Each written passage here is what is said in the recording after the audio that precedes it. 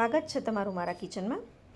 આજે આપણે ઇડલી સંભાર બનાવીશું। તો સંભાર અને ચટણી એકદમ સાઉથ ઇન્ડિયન સ્ટાઇલ બનાવીશું અને સાથે સાથે ઇડલીનું બેટર પણ ઘરે જ રેડી કરીશું। તો ચાલો રેસીપી શરૂ કરીએ। તો તેના માટે મેં અહીંયા 1 વાટકી અડદની દાળ લીધી છે અને તે જ વાટકીના માપથી 3 વાટકી ચોખા લીધા છે। ચોખા મેં પાર બોઇલ્ડ રાઈસ, જે મદ્રાસી રાઈસ કહેવામાં આવે છે, સ્પેશિયલ ઇડલીના ચોખા આવે છે તે લીધા છે। પછી તેમાં 1/4 ટેબલસ્પૂન જેટલા મેથીના દાણા એડ કર્યા છે, જેનાથી આથો આવવાની પ્રોસેસ જે છે તે એકદમ ફાસ્ટ થાય। અહીં દાળ અને ચોખા બંનેને આપણે અલગ અલગ જ પલાળવાના છે, કેમ કે દાળ અને ચોખા બંને પીસવા માટે અલગ અલગ ટાઈમ લે છે। એટલા માટે અત્યારે આપણે બંને વસ્તુને 3 થી 4 વખત ધોઈને અલગ અલગ પલાળી દેશું। અહીંયા તમે કોઈ પણ ચોખા વાપરી શકો છો।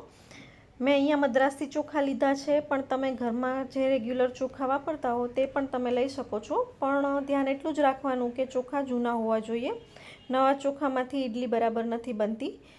તો હવે આ રીતે 3 થી 4 વખત ચોખા પાણીથી ધોઈને મેં દાળ અને ચોખાને 5 કલાક માટે પલાળી દીધા છે। તો હવે અહીંયા 5 કલાક થઈ ગઈ છે, આપણે દાળ ચોખા પીસી લેવાના છે। અહીંયા દાળ ચોખા પીસતી વખતે આપણે પૌવાનો ઉપયોગ કરવાનો છે। તો મેં અહીંયા અડધો કપ જેટલા બટેકા પૌવાના પૌવા, જે આપણે લઈએ ચોખાના પૌવા, તે લીધા છે અને તેને 2 થી 3 વખત ધોઈને આ રીતે થોડું પાણી નાખીને પલાળી દીધા છે। પલાળતી વખતે જ દાળ અને ચોખાને વ્યવસ્થિત ધોઈ નાખવાના, કેમ કે પલળી ગયા પછી આપણે દાળ ચોખા ધોવાના નથી, ડાયરેક્ટ આ જ રીતે ચાળણીમાં નિતારી લેવાના અને પછી એ નિતારેલું પાણી જ આપણે દાળ ચોખા પીસતી વખતે ઉપયોગમાં લેવાનું છે। એટલે નીચે જે કાંઈ પણ વાસણ રાખો તે ચોખ્ખું રાખવાનું, એટલે એ પાણી પછી આપણે ઉપયોગમાં લઈ શકીએ। હવે આપણે પહેલાં અડદની દાળને પીસી લઈએ। પીસતી વખતે બહુ જ ઓછા પાણીનો ઉપયોગ કરવાનો છે। તો મેં અહીંયા 3 ચમચા જેટલું પાણી લીધું છે, પછી જરૂર પડશે તો આપણે વધારે પાણી એડ કરીશું, પણ સ્મૂધલી પીસાઈ જાય તેટલું જ પાણી લેવાનું છે। તો અહીંયા દાળ પીસાઈ ગઈ છે। આ ટાઈપનું એકદમ સ્મૂધ બેટર રેડી કરવાનું છે। તમારે આ રીતે ચેક કરી લેવાનું। જો તમને હાથમાં થોડું પણ કણી કણી જેવું લાગતું હોય તો થોડું પાણી એડ કરીને ફરી એક વખત મિક્સરમાં ફેરવી લેવાનું, એટલે એકદમ સ્મૂધ બેટર રેડી થઈ જાય। હવે પીસેલી દાળને એક ડબ્બામાં કાઢી લઈએ। મેં અહીંયા એલ્યુમિનિયમનો ડબ્બો લીધો છે। એલ્યુમિનિયમના વાસણમાં આથો બહુ જ સરસ આવે છે, એટલે અહીંયા મેં આ ટાઈપનો લાંબો ડબ્બો લીધો છે અને આમ પણ આથો આવીને ઉભરાઈને બહાર ન આવી જાય એટલા માટે આવું લાંબુ વાસણ હોય તો વધારે સારું। હવે અહીંયા ચોખા સાથે આપણે જે પૌવા પલાળીને રાખેલા હતા તે મેં એડ કરી દીધા છે ફર્સ્ટ બેચમાં, અને તેનું પણ એકદમ સ્મૂથ બેટર રેડી કરી દીધું છે। અને હા ફ્રેન્ડ્સ, જો વિડીયો જોયા પછી રેસીપી ગમે તો એક લાઇક આપી ફ્રેન્ડ્સ અને ફેમિલીમાં શેર કરી દેજો, અને હજુ સુધી ચેનલને સબસ્ક્રાઈબ નથી કરી તો સબસ્ક્રાઈબ કરી દેજો, જેથી તમને મારી બધી જ નવી રેસીપીઓના નોટિફિકેશન પહેલાં મળે। તો અહીંયા ચોખાનો સેકન્ડ બેચ પણ મેં પીસી લીધો છે। હવે આ બેટરને હાથેથી આપણે 5 થી 7 મિનિટ આ રીતે ફેટવાનું છે। આવી રીતે ફેટવાથી જ હાથની ગરમીથી આથો એકદમ સરસ આવે છે। આ રીતે એક જ દિશામાં 5 થી 7 મિનિટ સુધી ફેટી લીધા પછી આ બેટરને આપણે 8 થી 10 કલાક માટે ઢાંકીને રાખી દેવાનું છે, આથો હલાવવા માટે। ગરમીની સિઝનમાં 7 કલાકમાં પણ આથો આવી જાય છે, પણ ઠંડા વાતાવરણમાં 10 થી 12 કલાક પણ લાગી શકે છે। તો તમે જોઈ શકો છો કે એક જ દિશામાં મેં ફેટી લીધું છે બેટર। હવે અત્યારે આપણું બેટર અડધા ડબ્બા કરતાં પણ ઓછું છે। આથો આવ્યા પછી હું તમને બતાવીશ કે બેટર ફૂલીને કેટલું ડબલ થઈ ગયું છે તે।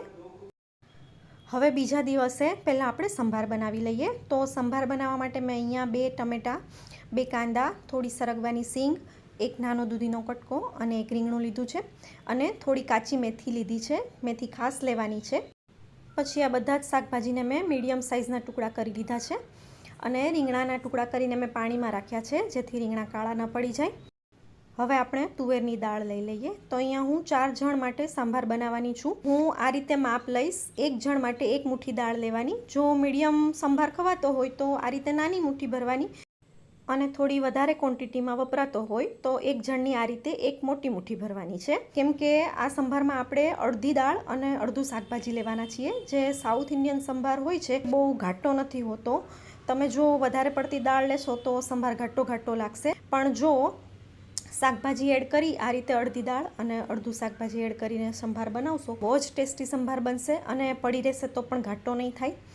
તો આ રીતે એક વખત ટ્રાય કરજો. એક જણની એક મુઠ્ઠી દાળ ઇનફ થઈ જાય છે. હવે અહીંયા દાળ અને શાક બંનેને સાથે જ બાફવાના છે. તો મેં અહીંયા કુકરમાં 3 ટેબલ સ્પૂન જેટલું તેલ ગરમ કરવા માટે મૂકી દીધું છે. અહીંયા હું જે સંભાર બનાવવાની છું તેમાં બધું જ શાકભાજી ક્રશ કરી નાખીશ, કેમ કે મારે ત્યાં સંભારમાં વચ્ચે વચ્ચે શાકભાજીના ટુકડા આવે તેવો સંભાર નથી ભાવતો. પણ જો તમારા ઘરમાં એ રીતે સંભાર ખવાતો હોય તો તમારે થોડું શાકભાજી અલગથી બાફી લેવાનું.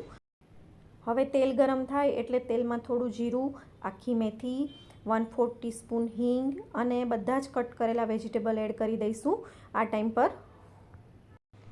પછી તેમાં 1/4 ટીસ્પૂન હળદર અને 1/4 ટીસ્પૂન મીઠું, અત્યારે શાકભાજી પૂરતું જ મીઠું એડ કરીશું, નાખીને 5 મિનિટ માટે સ્લો ગેસ પર શાકભાજીને સાતળી લેવાનું છે. અને સતળાઈ જાય પછી તેમાં આપણે બધા મસાલા પાછા કરીશું. 5 મિનિટ પછી તેમાં 1/4 ટીસ્પૂન જેટલું કાશ્મીરી લાલ મરચું, મરચાંની તીખાશ તમારે તમારી રીતે બેલેન્સ કરી દેવાની. સ્વાદ પ્રમાણે મીઠું જોઈને એડ કરવાનું, કેમ કે આપણે પહેલાં પણ શાકભાજી સાતળવામાં થોડું મીઠું નાખ્યું હતું. 2 ટીસ્પૂન જેટલો સાંભાર મસાલો મેં અહીંયા એવરેસ્ટ કંપનીનો વાપર્યો છે. અને 1 ટીસ્પૂન જેટલું ધાણા જીરું એડ કરીને પાછું 5 મિનિટ માટે સાતળી લેવાનું છે.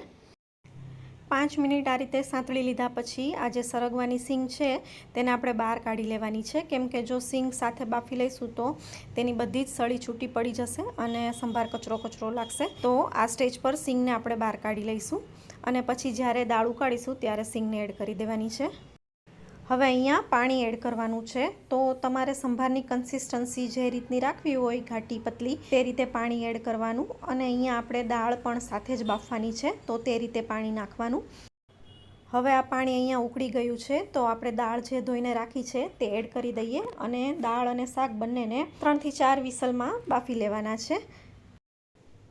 હવે દાળ બફાઈ છે ત્યાં આપણે ચટણી બનાવી લઈએ. તો ચટણી માટે મેં લીલા કોપરાના પીસ, થોડા દાળિયા, 2 તીખા મરચાં, થોડું આદું, થોડી કોથમીર, સ્વાદ પ્રમાણે મીઠું અને થોડું પાણી નાખીને આ રીતની કન્સિસ્ટન્સીવાળી ચટણી પીસી લીધી છે. હવે 1 ટીસ્પૂન જેટલું તેલ ગરમ કરીને તેલમાં થોડી રાઈ, 1 સૂકું લાલ મરચું, થોડા લીમડાના પાન એડ કરીને મેં ચટણીને વઘારી દીધી છે. હવે આ ચટણી આપણે થોડી વાર માટે સાઈડ પર મૂકી દઈએ. હવે દાળ અહીંયા બફાઈ ગઈ છે, તો દાળમાં હજુ થોડા પાણીની જરૂર છે. તો જરૂર પ્રમાણે પાણી એડ કરીને દાળને મેં આ રીતે બ્લેન્ડર ચાલુ બંધ કરીને પીસી લીધી છે, જેથી એકદમ ફાઇન પેસ્ટ ન થઈ જાય અને દાળ સ્વાદમાં સરસ લાગે. હવે આ રીતની કન્સિસ્ટન્સી રાખીને મેં દાળને ઉકળવા માટે મૂકી દીધી છે અને આ સ્ટેજ પર જ આપણે જે સરગવાની સિંગ કાઢીને સાઈડ પર રાખી હતી તે પણ એડ કરી દેવાની છે. હવે ગેસ પર સંભાર ઉકળે છે ત્યાં સુધીમાં આપણે તેના માટે બીજો વઘાર રેડી કરી લઈએ. તો વઘાર માટે મેં અહીંયા 1.5 ટેબલ સ્પૂન જેટલું તેલ ગરમ કરીને તેલમાં રાઈ એડ કરી છે, 1 સૂકું લાલ મરચું, 1 ટીસ્પૂન કાશ્મીરી લાલ મરચું અને 1 ટીસ્પૂન સાંભાર મસાલો એડ કરીને તરત જ આ વઘારને સંભાર પર રેડી દેવાનો છે, નહીં તો મરચું કાળું થઈ જશે. તમે જોયું હશે ફ્રેન્ડ્સ કે બહારના સંભારમાં ખાલી રાઈ જ દેખાય છે, બીજું કંઈ જ નથી દેખાતું. તો આ રીતે સંભાર વઘારીને મેં આ સ્ટેજ પર સંભાર ટેસ્ટ કરી લીધો છે અને મીઠું બેલેન્સ કરી દીધું છે. હવે અહીંયા આપણે થોડો ગોળ એડ કરવાનો છે.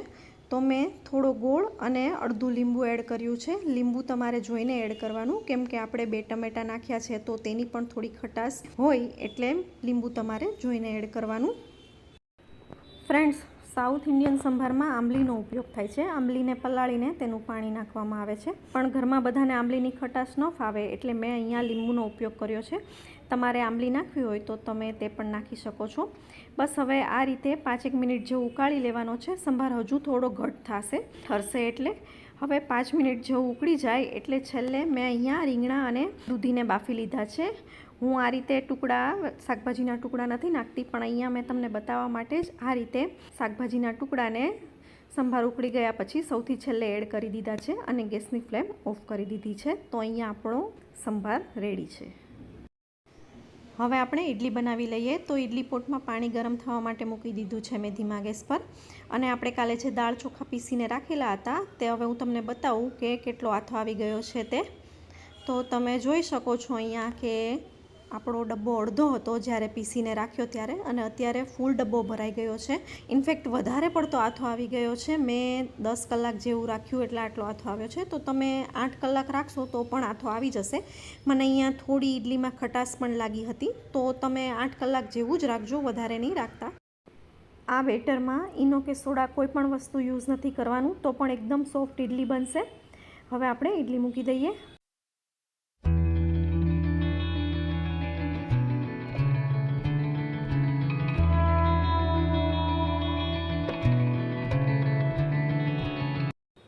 સ્વાદ મુજબ મીઠું એડ કરીને આ રીતની કન્સિસ્ટન્સી રાખીને ઇડલીને આપણે 10થી 12 મિનિટ માટે સ્ટીમ થવા દેવાની છે.